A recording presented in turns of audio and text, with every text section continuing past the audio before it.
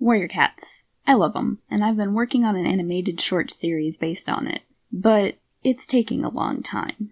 I'm still working on it, but animation is a slow process and I need time to do other things, and I perpetually struggle with motivation and time management. So have this in the meantime. ClanGen is a game that was created by just some cat on Tumblr, and it was picked up and improved, I'm pretty sure with their permission, by Sablesteel, and a long list of other contributors. It's a simple game, and you can use it as a skeleton to construct your own stories. A lot of people have been making videos with it by playing through the game a year at a time and interpreting all of the events into a story and explaining it all over speed paints. I love that. So that's what we're gonna do. As a quick note, I do have the allow unmated cats to have kits rule on, but I'm using the prevent kits function to maintain a little control, because when I use that rule in other clans, they end up swamped with kits. Enough explaining, let's get to the good stuff. Once upon a time, there was a warrior named DoveFreckle. She was responsible and had a strong connection with StarClan, and she was born in ShimmerClan. All of the local clans are very strict whenever it comes to outsiders. They have a lot of clan pride. They consider cats who don't have clan blood or aren't clan born as inferior. Rogues are ruthless and bloodthirsty, loners are untrustworthy, and kitty pets are weak and useless. They use the warrior code in StarClan to justify their actions and give any outsiders zero mercy. DoveFreckle was not cool with that. She became close friends with loners whenever she was an apprentice, despite what she had been raised to believe. She knew that the clans were wrong, and going out of their way to injure and even kill outsiders would do nothing but cause even more conflict. So as soon as she became a warrior, she left ShimmerClan and started gathering her friends. Together, they would build a new clan that would be open to any cat in need of help or shelter.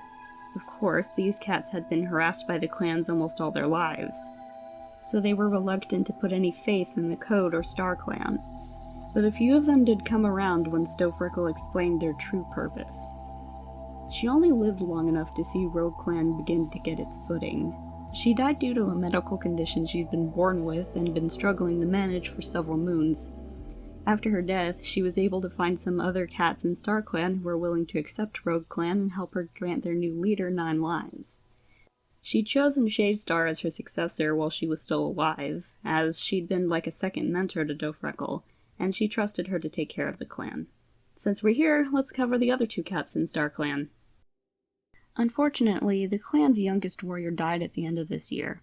Iceberg was playful and a good speaker, and he was charismatic as an apprentice.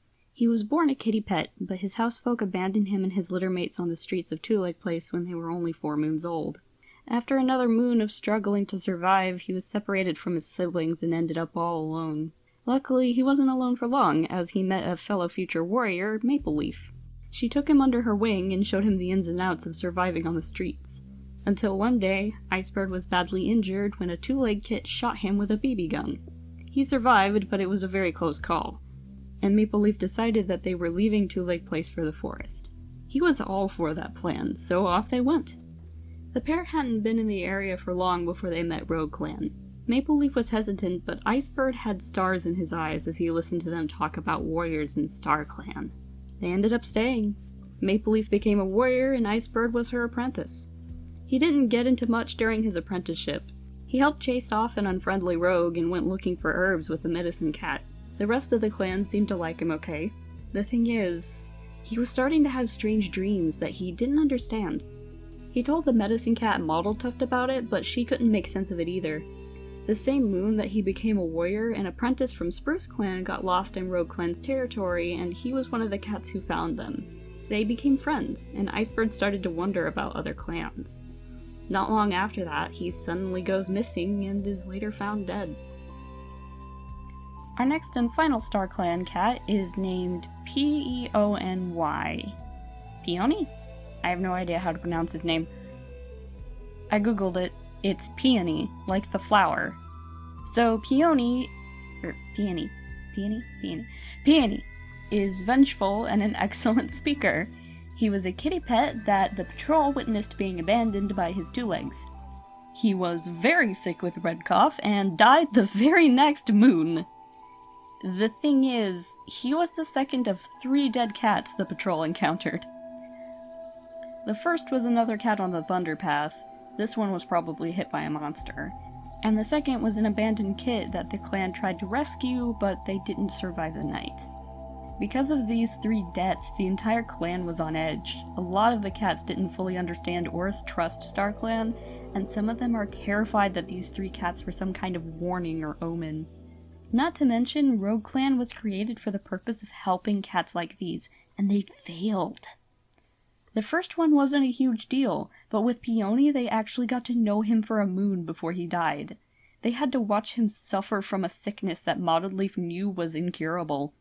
They could have survived if they'd been found sooner, or if they just hadn't been abandoned in the first place. Just a lot of angst going around. Unfortunately, the angst doesn't stop here.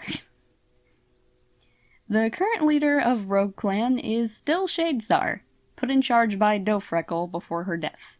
She's cold and a fantastic hunter.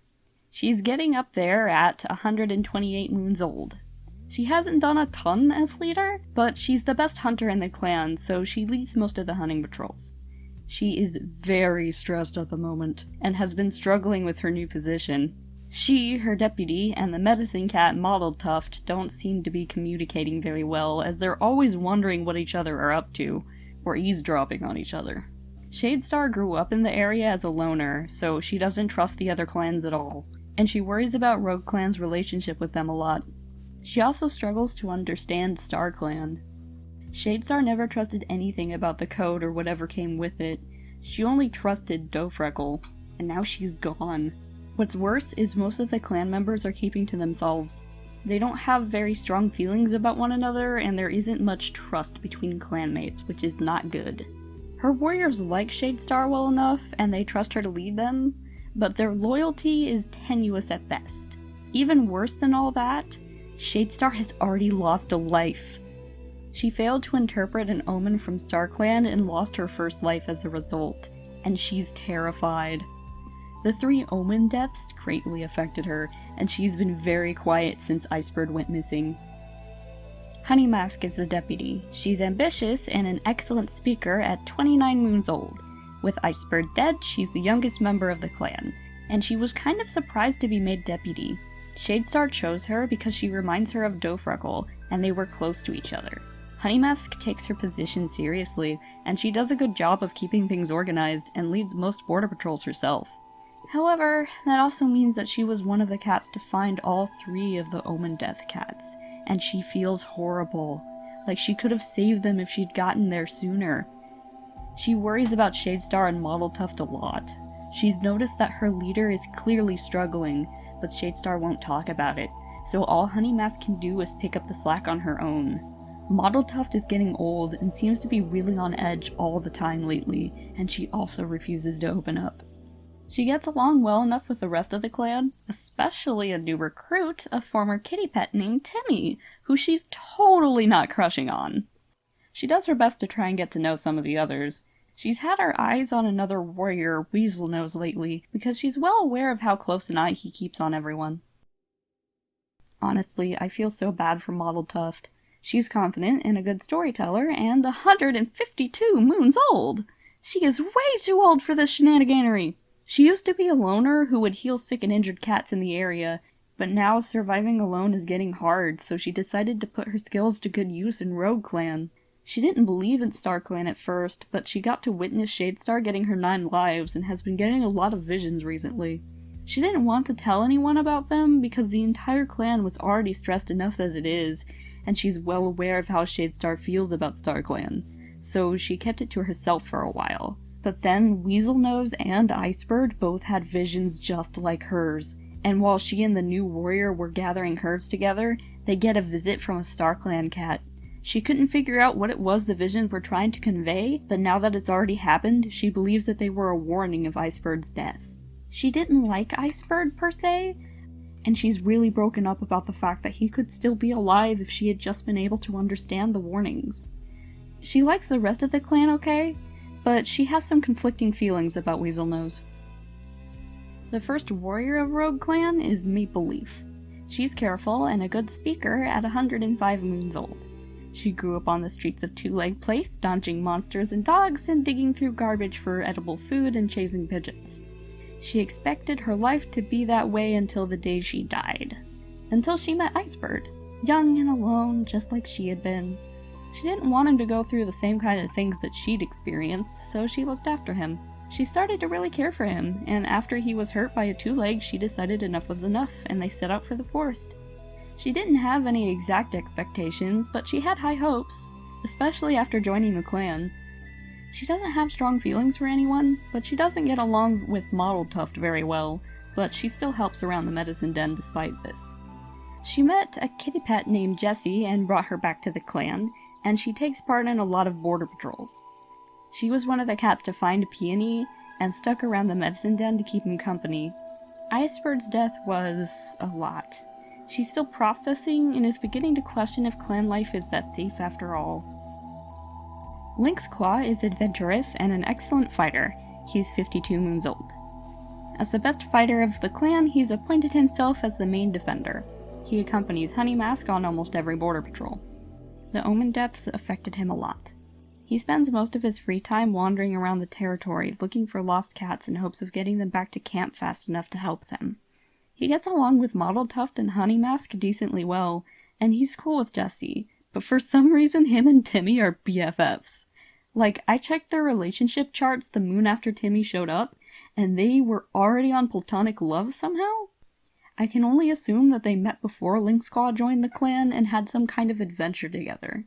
He doesn't know a lot about the current drama because he spends so much time out of camp, but he's pretty upset over Iceberg's death. He found him annoying at times, but Lynxclaw still liked him. He's afraid the killer is an unfriendly rogue or a predator, and he keeps searching the territory for any sign of them. Weaselnose. He's knee-deep in all the clan drama. He's sneaky and smart, 48 moons old, and constantly eavesdropping on someone. This man has no business of his own, so he sticks his nose in everyone else's. He's been spending a lot of time with Model Tuft, most likely due to the visions they've both had, even though he doesn't like her much. He both likes and dislikes her at the same time, which is understandable. Everyone has their flaws. After they talked about the visions, he started keeping an eye on Iceberg, and he's been watching Shadestar a lot too. He got distracted from all that when Jessie and Timmy joined the clan. He sort of kept an eye on them and showed them around the territory, and he was the one to bring Timmy back to camp. The three of them get along pretty well as a result. Lately he's been extra standoffish. He's acting like he knows something big is about to go down. He, Jessie, and Timmy have been sticking together a lot. Next up is Jessie, who's 103 moons old, strange, and a great hunter. She used to be a kitty pet, but her two legs disappeared. She left to look for them and never found anything. After giving up on her search, she found her way to RogueClan and decided to stay. She's closest to Weaselnose, Maple Leaf, and Timmy. She's been getting used to clan life okay, helping with hunting and hanging around. However, she's been acting kinda odd lately, spending a lot of time on her own, acting a little cagey, and sticking close to Weaselnose and Timmy. Some of the others are kinda worried about her. Last but not least of all is Timmy. He's loving and extremely smart at 43 moons old. He's from the same two-leg nest as Jessie. He went to look for her after she didn't come back from her search, and they reunited in RogueClan. Due to his loving nature, he gets along better with everyone, having only known them for a couple of moons, than they get along with each other after a year, including Honeymesk. Her little crush on him is reciprocated, and I really hope they become mates. That will have to wait though, as of right now, he's focused on Jessie and her strange behavior. He knows what's up with her and is doing his best to help. He hasn't been in the clan for long, but he's doing his best to help out and do his part. He's just a very sweet boy trying his hardest. We're already only a year into this and we have a murder to solve. Talk about starting off with a bang. I have a pretty good idea of what happened to Iceberg, but I want to hear some second opinions and thoughts before I make up my mind. So here's our evidence. The moon of Iceberg's death, the suspect was staring off into space, as though they were still in shock over what they'd done and unsure of what to do. The following moon, Iceberg is judging the suspect from StarClan, and Peony wants to send them a message. The suspect has been displaying some concerning behavior for some time, and while they don't dislike Iceberg, I think it's possible they could have been driven to attack him in the heat of the moment. They're much more skilled than he is, so they could have overpowered him easily, and it's possible he was injured more seriously than intended. The suspect possibly had a momentary lapse in sanity, or Iceberg accidentally did something to trigger some kind of reflex or instinctive reaction.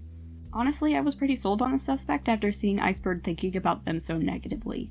Just let me know what you guys think. Do you have your own suspect? Or can you guess who I've got on the stand? Honestly, making this video was so good for my soul. I used to make my own clans like this all the time as a kid. I really like the characters we've ended up with, and I can't wait to see what happens next. Thank you for watching, and please consider checking out my other videos because they exist, and I'll see you there.